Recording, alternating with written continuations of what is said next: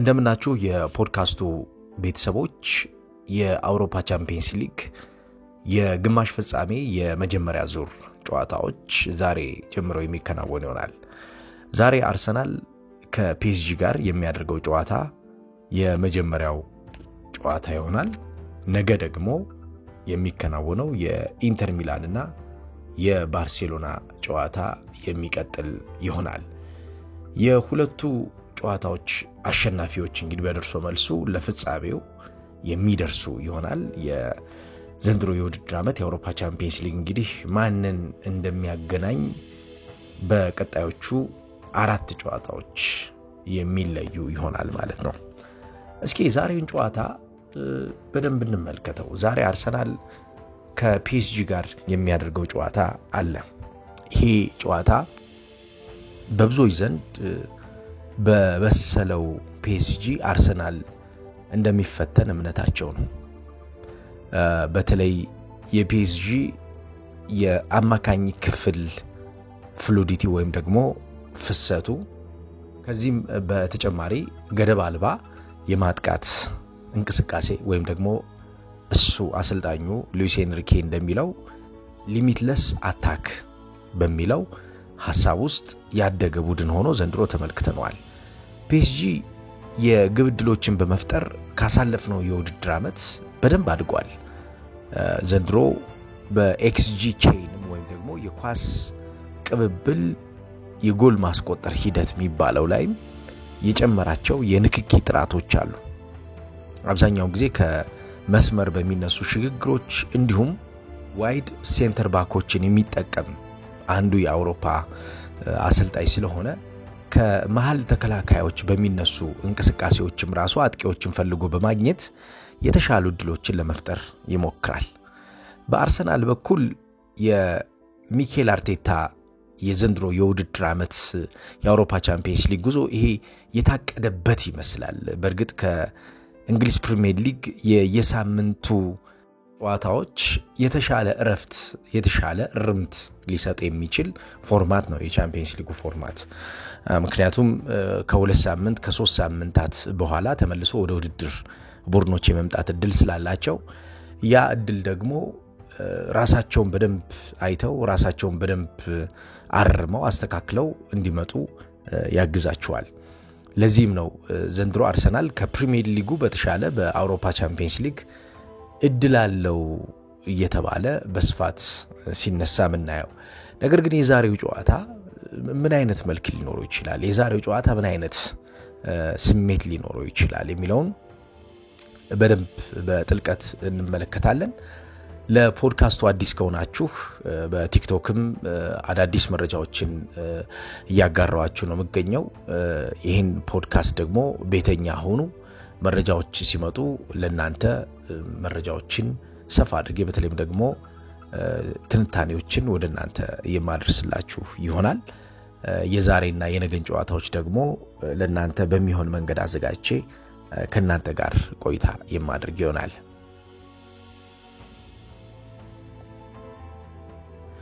በዚህ የውድድር ዓመት የሉዊስ ኤንሪኬ ቡድን 2 ነገሮችን ጨምሯል። ቀደም ሲል የነገርኳችሁ የፓስ ሲኩዌንስ ቅብብል ወይም ደግሞ የኳስ ቅብብል ሂደታዊ ክትትልን በደንብ አሳድጓል። እንዲሁም የጎል ማስቆጠር ሂደቶች ላይ ይህ ማለት ኤክስጂ ቼይን በሚባለው አካሄድ ከተመለከትነው እያደገ የመጣ ቡድን ነው። አብዛኛውን ጊዜ በዚህ መለኪያ ውስጥ የሚታዩ ቡድኖች ወደ ተጋጣሚ ሜዳ ለመሄድ የሚፈልጉትን ጥራት ያገኙ ናቸው። ፒኤስጂም በተለይ የአማካኝ ክፍሉ የተለዋዋጭነት እንዲሁም ይሄ ሊሚትለስ የሆነው የማጥቃት እንቅስቃሴ ገደብ ያልተጣለበት የማጥቃት እንቅስቃሴ እነኚህን ነገሮች እንዲጨምሩለት አድርጓል። ቡድኑ አብዛኛውን ጊዜ በ4-3-3 የጨዋታ እንቅስቃሴ የሚጫወት ነው። አንዳንዴ በ3-4-3 የጨዋታ መንገድም እንመለከተዋለን። ሉዊስ ኤንሪኬ አብዛኛውን ጊዜ የሚመርጠው አይነት የጨዋታ መንገድ የ4-3-3 የጨዋታ መንገድ ነው። ይሄ የ4-3-3 የጨዋታ መንገዱ በኳስ ቁጥጥር የተሻለ ቡድን እንዲሆን አድርጎ ፈጥሮታል። በባርሴሎና በነበረበት ሰዓት በስፔን ብሔራዊ ቡድንም ሲያሰለጥን በነበረበት ሰዓት አሁንም የፒኤስጂ አሰልጣኝ በሆነበት ሰዓት የሉዊስ ኤንሪኬ አመታዊ የኳስ ቁጥጥር አቬሬጅ ከ60 ከመቶ በላይ ነው። በየሄደበት ሊግ ሁሉ ከፍተኛ የሆነ የኳስ ቁጥጥርን የመጀመሪያው የማድረግ ፍላጎት ያለው አሰልጣኝ ነው። የተጋጣሚን እንቅስቃሴ መቆጣጠር ላይ ትኩረት አድርጎ የሚጫወት አሰልጣኝ ነው። አብዛኛውን የጨዋታ መንገዶቹ ተጋጣሚ በየትኛው መንገድ የተሻለ ብልጫ ሊኖረው ይችላል የሚለው ክፍልፋይ ሐሳቦች ላይ ትኩረት ሳያደርግ ጄነራል በሆነው ማለት ጥቅል በሆነው የጨዋታ እንቅስቃሴ ላይ እንዴት ብልጫ ወስዶ ጌሙ ዶሚኔት አድርጎ ማሸነፍ እንደሚችል ቀድሞ የሚሰራ አሰልጣኝ ነው።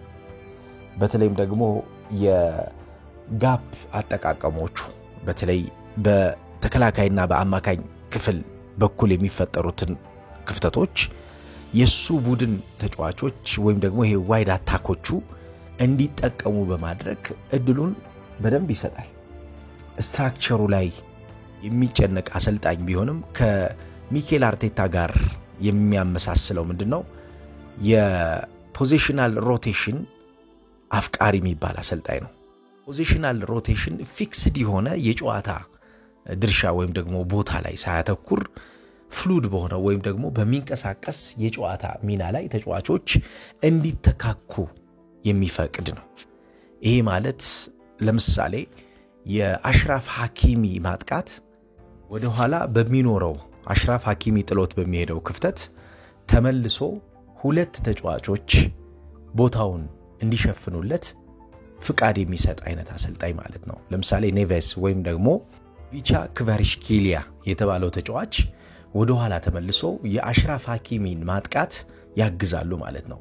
በማጥቃቱ እንቅስቃሴ መሳተፍ ብቻ ሳይሆን እሱ ጥሎት በሄደው እንቅስቃሴ ውስጥ አደጋ እንዳይፈጠር ያን አደጋ ቀድሞ መከላከል ለአሰልጣኝ ሉዊስ ኤንሪኬ የማጥቃት አንዱ ዕቅድ ነው። ምክንያቱም በእግር ኳስ ማጥቃት ማለት መከላከልንም ማገዝ ስለሆነ ማለት ነው። በዚህኛው ሐሳብ ከተመለከትነው ኮንትሮል የሚያደርጋቸው ኤሪያዎች አሉ ማለት ነው። የተጫዋቾችን ነፃነት አብዝቶ ይፈልጋል። ነገር ግን ተጫዋቾች ሁሌም ቢሆን ሰፖርት እንዲደራረጉ የሚፈልግ አይነት አሰልጣኝ ነው። ለምሳሌ ሴንተር ፎርዋርዶች ራይት ባክን እንዲያግዙ ያደርጋል። ሴንተር ፎርዋርዶች ቅድም ያነሳውላችሁ ኪቪቻ ክቫራትስኬሊያ የሚባለው ተጫዋች አንዱ ሲሆን ሌሎች ተጫዋቾች ባርኮላ ለምሳሌ ወይም ደግሞ ኦስማን ዴምቤሌ የግድ መምጣት ካለበት ከፊት በሚገኘው የማጥቃት እንቅስቃሴ ውስጥ ያለውን የሱን ሚና ጥሎ ለሌሎች ተጫዋቾች አስረክቦ የመከላከል ቀጥተኛ ዲሲፕሊን ውስጥ ሁሉ እንዲገባ የሚያደርግ አይነት አሰልጣኝ ነው። በሩይዝ በቪቲኒያና በኔቬዝ መካከል የተፈጠረው የአማካኝ ክፍል ዶሚኔንሲ ደግሞ በአውሮፓ ቻምፒየንስ ሊግ እየተሰራ እያደገ የመጣ ነው።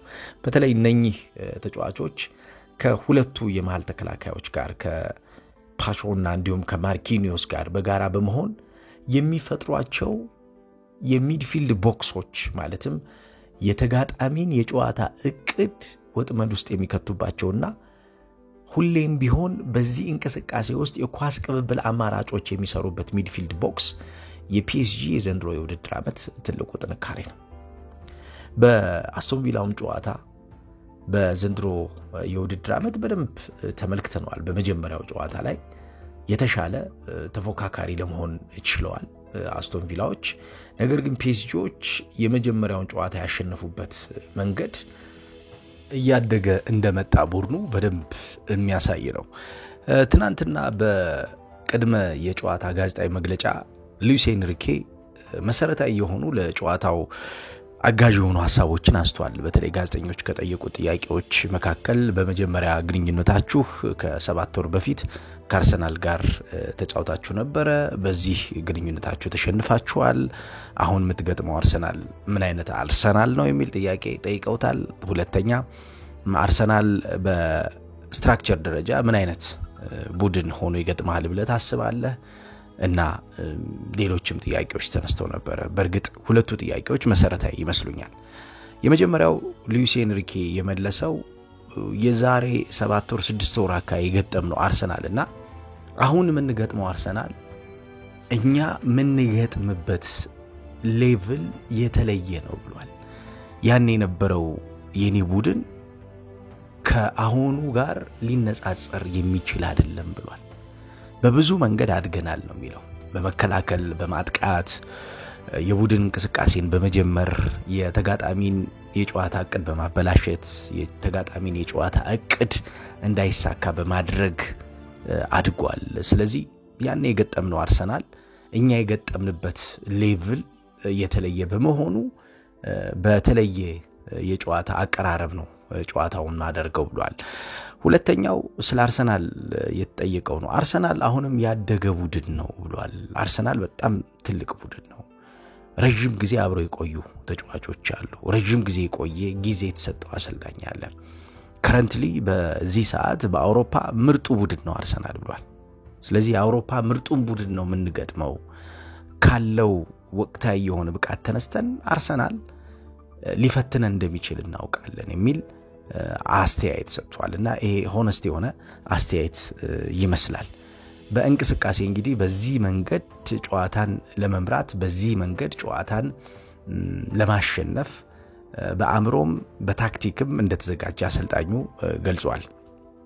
ሌላው የጨዋታው ትኩረት የአርሰናሉ አሰልጣኝ ሚኬል አርቴታ የሰጠው አስተያየት ነው። ሚኬል አርቴታ ለደጋፊዎች አንድ መልእክት አስተላልፈዋል። መልእክቱ ምንድነው? ቁምጣችሁን፣ ቲሸርታችሁን እንዲሁም ጫማችሁን ይዛችሁና አብረን እንጫወት ብሏል። ይሄ እንግዲህ አርቴታ ብዙ ጊዜ የሚታወቀው በአእምሮ እንቅስቃሴዎችን መቆጣጠር ይፈልጋል። ቀድሞ በአእምሮ ስራዎችን መስራት ይፈልጋል። ቀድሞ በአንድ ዶክመንተሪ ላይ እየተመለከትኩት ስለ ቶማስ ኤዲሰን እያወራ የቶማስ ኤዲሰን ስራ ውጤታማ የሆነው የላይት በልቡ እንዲበራ ያደረገው ገመድ እንደሆነ ያነሳል። መብራቱ የበራው ገመዱ ተቀጥሎ መብራቱን እንዲበራ ስላደረገው ነው ይላቸዋል ተጫዋቾቹን። ይሄ ማለት የአንድ ተጫዋች ውጤታማ መሆን ብቻ ሳይሆን የጋራ ስራ፣ የጋራ የቡድን እድገት፣ የቡድንን እንቅስቃሴ የመወሰን እድሉ ከፍተኛ እንደሆነ በተደጋጋሚ ያነሳል። በዛሬው ጨዋታም ትናንትና ስለ ጨዋታው ሲያነሳ የገለጸው ነገር ምንድነው? ጨዋታውን ልናሸንፍ የምንችለው በጋራ ስራ ነው የሚል አስተያየት ሰጥቷልና ያው እንደ ቡድን ይሄ ሞደርን ጌም አሁን በአንዳንድ ተጫዋቾች የመወሰን እድሉ እየጠበበ መጥቷል። ምክንያቱም ከጋራ እንቅስቃሴዎች ጋር የተያያዘ የሆነ ስለመጣ ማለት ነው። አብዛኛውን ጊዜ የተጫዋቾች ኢንዲቪጁዋል ብሪላንስ የሚታገዘው በቡድኖች የጨዋታ ቅርጽ ነው። የቡድኖች የጨዋታ ቅርጽ ተጫዋቾችን ነፃ ያወጣል ወይም ደግሞ ተጫዋቾችን ያፍናቸዋል።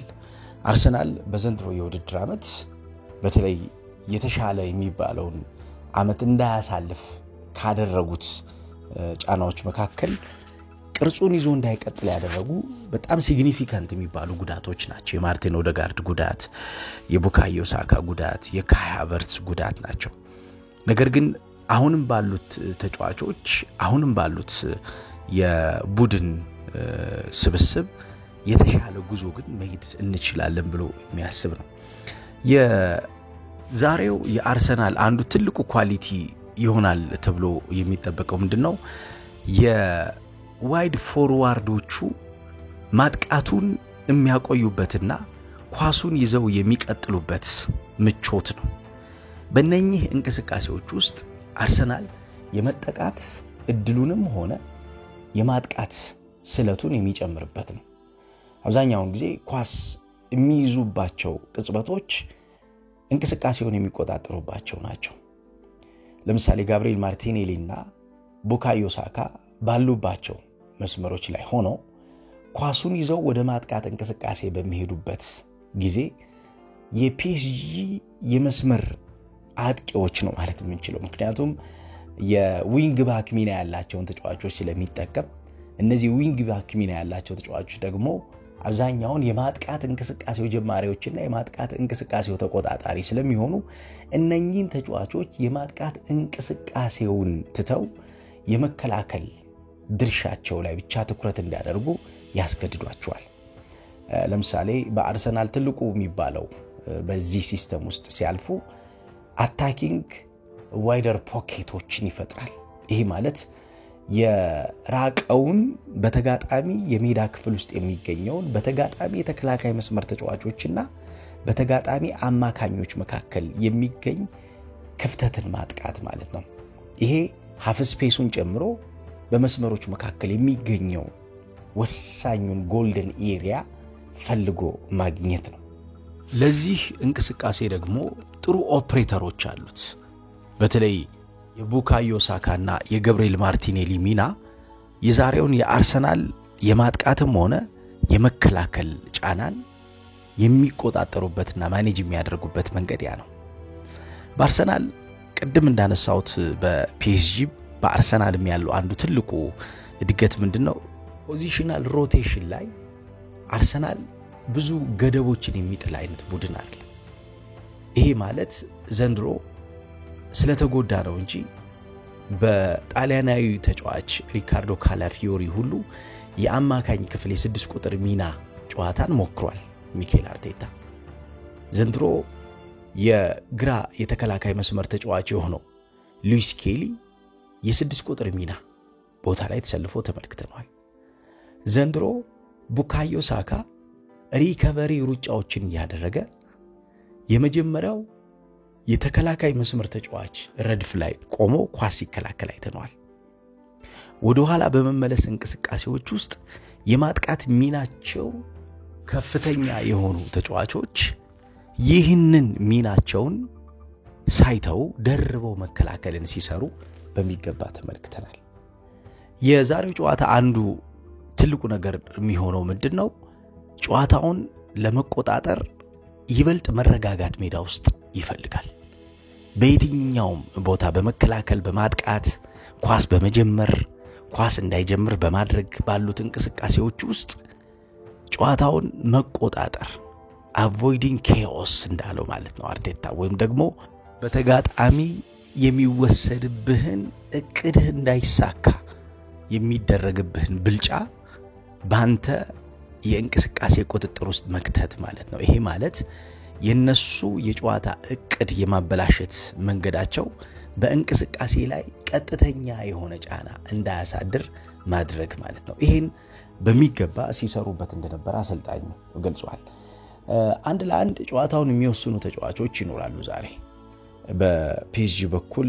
ለምሳሌ ቪቲኒያ በጣም ጥሩ አማካኝ ነው። በተለይ አጥቂዎችንና አማካኞችን በሚያገናኙ ኳሶች ልኬት ከተመለከትነው የዚህ ተጫዋች ኳስ ጥራት በጣም የሚደንቅ ነው። ሩይዝ በዘንድሮ የውድድር ዓመት እንደገና ተፈጥሯል ማለት ይቻላል። በዘንድሮ የውድድር ዓመት እንደውም ከናፖሊ ከመጣ በኋላ ይሄ 3ኛ ዓመቱ ነው።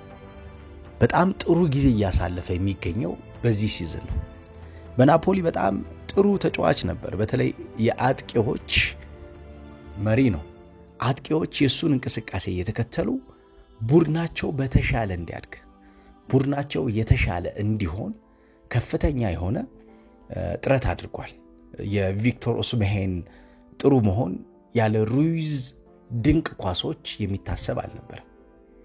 ከዛም በኋላ የተፈጠሩ የናፖሊ የፊት መስመር ተጫዋቾች የሱን እንቅስቃሴ እየተከተሉ የተሻለ የግብ ዕድሎችን የመፍጠር በተጋጣሚ እንቅስቃሴ ብልጫ መውሰድ የተጋጣሚ እንቅስቃሴን በተለይም ደግሞ የተከላካይ መስመር ተጫዋቾችን አስገዳጅ በሆነ አቋቋምና አስገዳጅ በሆነ ውሳኔ ላይ እንዲገኙ መነሻ የነበረው የሩይዝ ጠንካራ የሆነ የጨዋታ ንባብና እይታ ነበር። አሁን ያ ሩይዝ ዘንድሮ የመጣ ይመስላል። በአሰልጣኝ ሉዊስ ኤንሪኬ በኩል የተጫዋቾች አእምሮ ላይ በደንብ እየሰራ እንደመጣና እያሳደገው እንደመጣ የሚያሳይ ነገር ነው። ስለዚህ የአማካኝ ክፍሉ የተሻለ ጥራትን ያገኘ ስለመጣ ዘንድሮ በአውሮፓ ቻምፒየንስ ሊግ ተጠባቂ ቡድን ሆኗል። ነገር ግን ጠንካራውን አርሰናል ነው የሚገጥመው።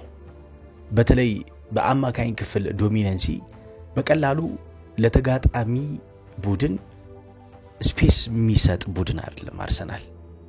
ኳስን ይዞ በማቆየት በተለይ የተጋጣሚ ጫናን ተሸክሞ አትራክሽን ፈልጎ ማለትም ግብዣ ጠይቆ ግብዣ ባይጠይቅም ጫናዎቹን ራሱ ፈጥሮ እነዚህ ጫናዎችን ፔኔትሬት አድርጎ ገብቶ ለተጋጣሚ የሚያስቸግር ቡድን ሆኖ ተመልክተናል ዘንድሮ አርሰናል። ስለዚህ የአማካኝ ክፍሉ ጫና ይፈልጋል፣ ጫና ያሸንፋል፣ ጫና ይጠይቃል። ከዛ ውጭ ደግሞ ስፔስ የሚከለክል የአማካኝ ክፍል ነው።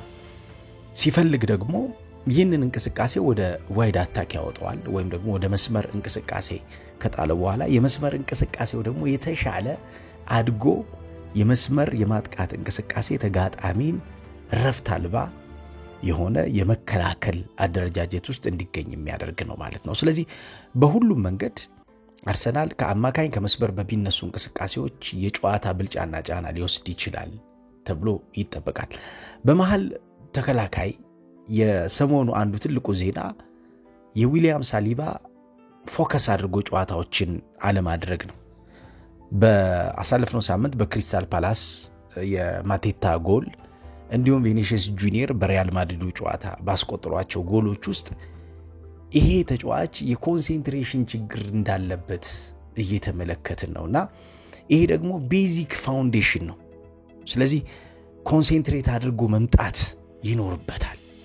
ይህንን ሚኬል አርቴታ አንስቷል። በሙሉ የአእምሮ ትኩረት ውስጥ ሆነን የምናደርገው ጨዋታ ነው ያለው። ለስህተት በር የምንከፍትበት አይደለም። ሰሞኑን የተፈጠሩ ስህተቶች አሉ። እነዛ ግን የቡድኑን አሁናዊ የአእምሮ ሁኔታ አይገልጹም።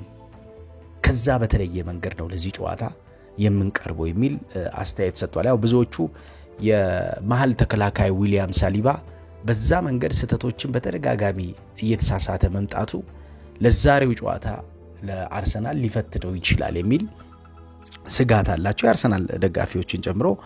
አንድ ነገር ግን እዚህ ላይ ማየት ያለብን በዘንድሮ የውድድር ዓመት ዊሊያም ሳሊባ በምን ያክል ጌሞች ምን ያክል ስህተት ሰራ የሚለው አንድ ትልቅ ጥያቄ ይመስለኛል። ስህተቶቹ እንዲጎላ ያደረገው በአንድ ሳምንት ውስጥ 2 ስህተቶችን ተመሳሳይ የሆኑ ስህተቶችን መስራቱ ይመስለኛል። ከአቋቋም አንጻርም የሱ ስህተት ብቻ አይደለም። ለምሳሌ ግብ ጠባቂው ዴቪድ ራያ ኳሱን መስጠት ባለበት ታይሚንግ ነው ወይስ የሰጠው? የተከላካይ መስመር ተጫዋቹ ነፃ ሆኗል ወይስ አልሆነም? ታፍኗል አልታፈነም? የሚለውን በሚገባ ተረድቶ እንቅስቃሴዎቹን ማስጀመር ይኖርበታል። በሪያል ማድሪዱ ጨዋታ ወቅት በፍጥነት ኳሱን ያስጀመረበት መንገድ የተከላካይ መስመር ተጫዋቹ ሁለተኛ መንገድ እንዳያስብ አስገድዶት ነበር። እናም በክሪስታል ፓላሱ ጨዋታ የክሪስታል ፓላስ አሰልጣኝ የሆኑት ኦስትሪያዊው ኦሊቨር ግሬዝነር የሰጡት አስተያየት ነበረ። የጨዋታው አንዱ ስህተት ሊሆን ይችላል ብለን ያሰብነው የዴቪድ ራያ የራሱን የግብ ክልል ጥሎ የመውጣት ኢንሲደንት ነው ብለዋል።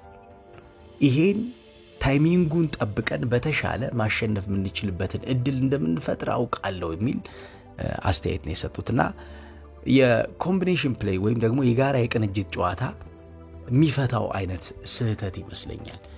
አብዛኛውን አሁን ስህተቱ ትኩረት የተደረገው የተከላካይ መስመር ተጫዋቹ ሳሊባ ላይ ቢሆንም የሳሊባ እንቅስቃሴ እንዳያድግ ያደረገው ሁለተኛና ሶስተኛው አክሽን ግን ምንድነው የሚለው አብሮ የሚጠየቅ ይመስለኛል። ግን በዚህኛው የፒኤስጂ ጨዋታ ከኮንሰንትሬሽን ጋር ጨዋታውን እንደሚጀምር ሚኬል አርቴታ ትናንትና በነበረው ጋዜጣዊ መግለጫ ሐሳቡን አንስቷል። ተጠባቂ ጨዋታ ነው ይሄ ጨዋታ፣ ሁላችንም የምንጠብቀው ጨዋታ ነው። በእንቅስቃሴ ምናልባት ዛሬ አርሰናል ብዙ ማክሲመም የሆኑ ኦፖርቹኒቲዎችን ሊጠቀም ይችላል ብዬ አስባለሁ። በጨዋታው የተሻለ ድል ይኖረዋል የሚል እምነት አለኝ። ገምት ካላችሁኝ ጨዋታውን ማሸነፍ የሚችልበት እድል ይኖራል ብዬ አስባለሁ። ከጨዋታው በኋላ ደግሞ የምንሰጠውን ሐሳብ ሰፋ አድርገን በጠዋቱ መረጃችን ወደ እናንተ የማድረስ ይሆናል። እናንተም ተሳተፉበት። እስኪ ማን የተሻለ እድል አለው? ማን የተሻለ ሊጓዝ ይችላል? ማን ለሁለተኛው የመልስ ጨዋታ ራሱን ይበልጥ ያዘጋጃል የሚለውን እስኪ ግምታችሁን ስጡኝ።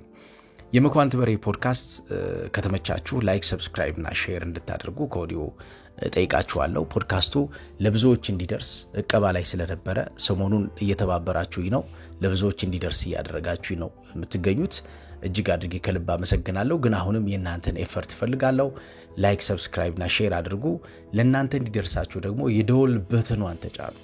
የደወል በተኗን ካልተጫናችሁ ኖቲፊኬሽን አይደርሳችሁም። ኖቲፊኬሽን እንዲደርሳችሁ ደወሏን ተጫኑ። ጥሩ ቀን ይሁንላችሁ።